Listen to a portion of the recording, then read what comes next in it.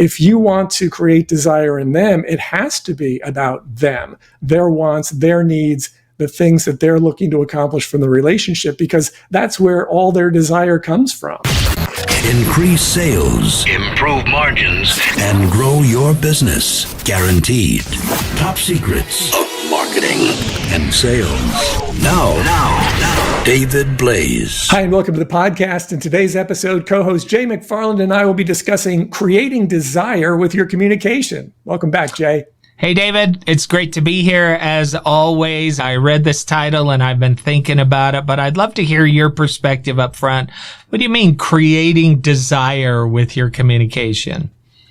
Well, I think if we're in the business of conveying value and providing products and ultimately selling something to someone else, the only way that happens is if there's enough desire created in the other person to make them want to move forward.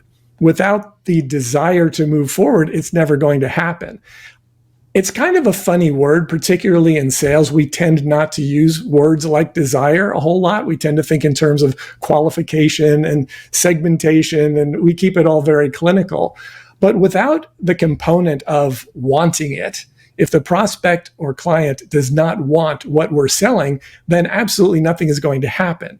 And the only way that desire is either created or channeled is generally with our communication. Now, if we're offering something that they already want, then the desire is already built in. But if not, if they don't see all the benefits, if they don't see what it can do for them, then they might not be feeling it enough yet to pull the trigger. And at that point, it becomes our job to say, all right, what do I need to do in terms of my communication with this person to help either create some of that desire or ideally uncover the desire that's already buried inside there? That's great. I think about my own sales process.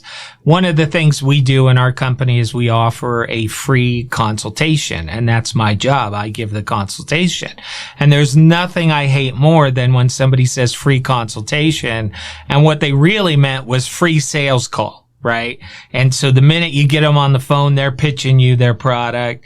And I don't. I listen. I ask questions. I tell them about their circumstances. I tell them what steps they can take to make their life better. And I always start the call saying, just so you know, this is not a sales call. My goal is to give you the information that you need. It never fails. I've never had a call in my life, and I've done probably 1,000 of these. At the end of the call, they say, well, how much do you charge for these services? And I'd like to move forward with you.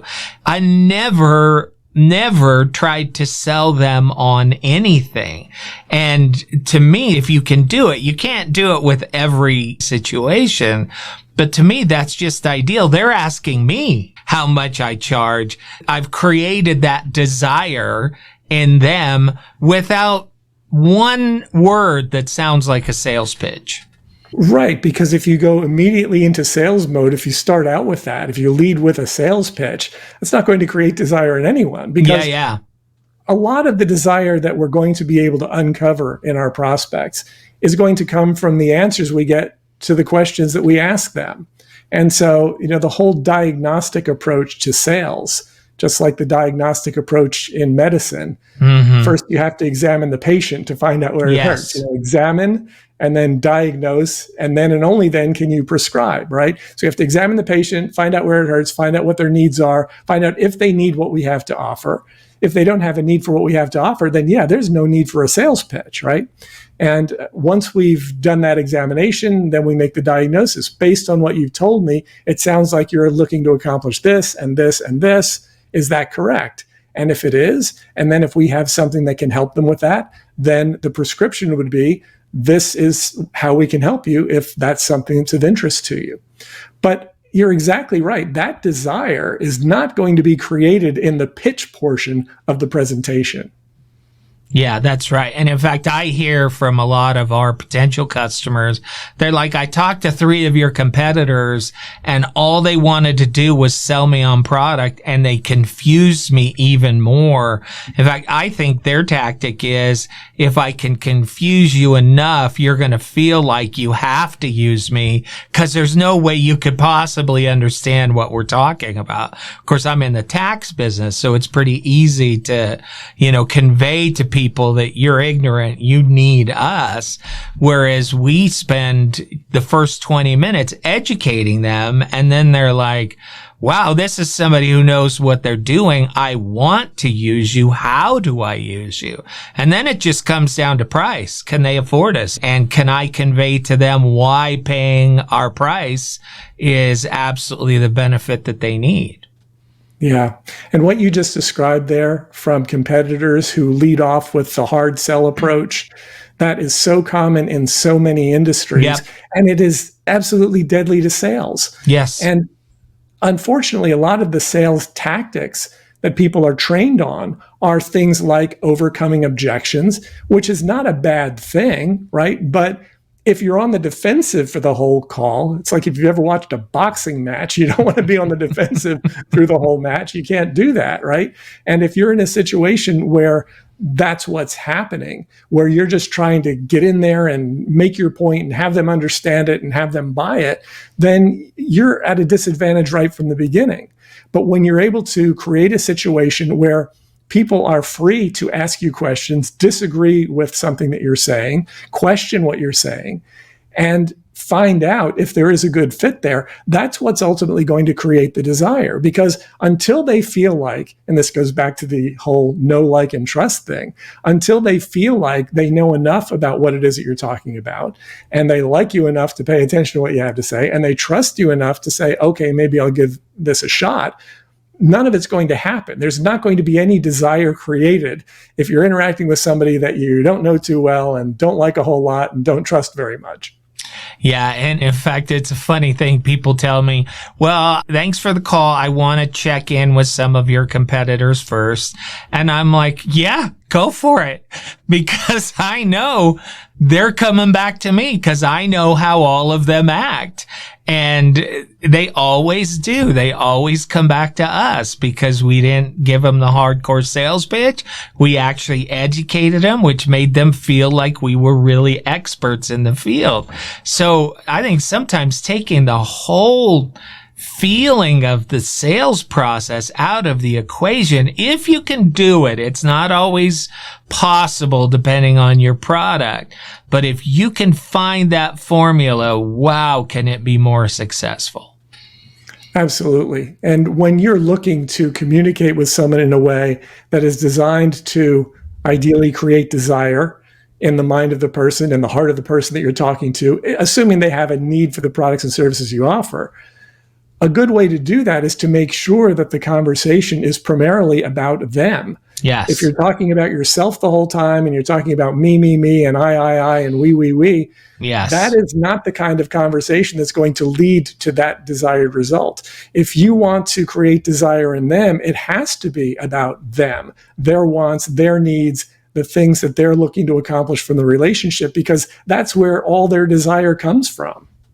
Yeah, and I think that if you do spend that time talking about them, they will come around to the point where they realize they want to work with you, and they'll start asking you about your pricing and your services. And then there's oftentimes now where they say, well, what is your pricing? And I'll say, well, I just try and make this a consultation call. Let me send you my list of pricing and I'll follow back with you in a day or two. And even that takes them back, that I don't jump right in to the sales process. I give them time and space. And I realize in some sales cycles, you want to close them when you have them on the phone, because you may never get them back on the phone and you may have to reestablish that relationship every time. So you really have to decide what your own sales cycle is going to be. But in my situation, I've found that's the most successful way to never feel like a salesman. I always feel like a friend, a consultant, somebody who cares for them and just wants to provide the best product for them. Yeah, and that's what's going to lead to those levels of desire to work with you when they are actually able to feel that. You know, when we talk about a word like desire, I mean, a lot of times in sales, we think in terms of interest. Are they interested in what we have to offer? And obviously, interest has to come first. I'm not going to desire something until I first express interest in it. And this also leads back to the idea of disqualifying people as well. If you're having a conversation with someone, you're asking a lot of questions, and they really have no interest in what you're talking about, they appear to have no desire for it at all, they have no desire for the results that it's going to get them, then that's probably a disqualified prospect. And when you're able to identify that relatively early in the conversation, you can save yourself and the other person a whole lot of time by recognizing this is not a good fit and then not wasting the time to try to convince or persuade someone to become interested or start to desire something that they're just never going to want. Yeah, I totally agree. One of my favorite things to hear now, and I hear it a lot because I've really kind of mastered this system, is people say, I really want to work with you. And they're not saying, I want to work with your company. They're not saying, I want to buy your product.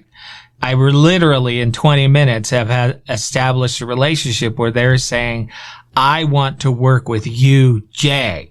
And in fact, we pass them on to our other accountants and they're like, oh, you mean I'm not going to be working with you? And I'm like, well, I'll be involved in the process, but in 20 minutes to come to that level of relationship, you know, I think it's because I never once felt like a salesperson to them. And we have a relationship in 20 minutes. It's pretty remarkable if you can get there. It is. And the two key words at the beginning of that sentence describe the desire element. I want. I want to work with you. I want this. I want that. I don't want this. I don't want to have a situation. Whenever someone is telling you that, when they're telling you what they want, that's their desire. When they tell you what they don't want, that's their desire as well. My desire is not to have this situation. So anytime you're able to elicit words like I want or I don't want, you're finding those desires. Yeah. And some people hear the I don't want and they decide, I'm going to push through that somehow to where I'm going to make you want by pushing through what you don't want. And that's the beginning of the end, as far as I'm concerned. Yeah, I agree. All right. How can people find out more? Well, you can go to topsecrets.com/call to schedule a call with myself or my team. We'd love to have a conversation with you. If you're interested in creating more desire among your prospects, to learn more about you, to learn more about what you do, and to get more of them to express interest so that you can ultimately sell to them, schedule a call. We'd love to have a conversation with you. All right, David, I love it as always. Thanks a lot, Jay. Increase sales, improve margins, and grow your business guaranteed. Top Secrets. TopSecrets.com.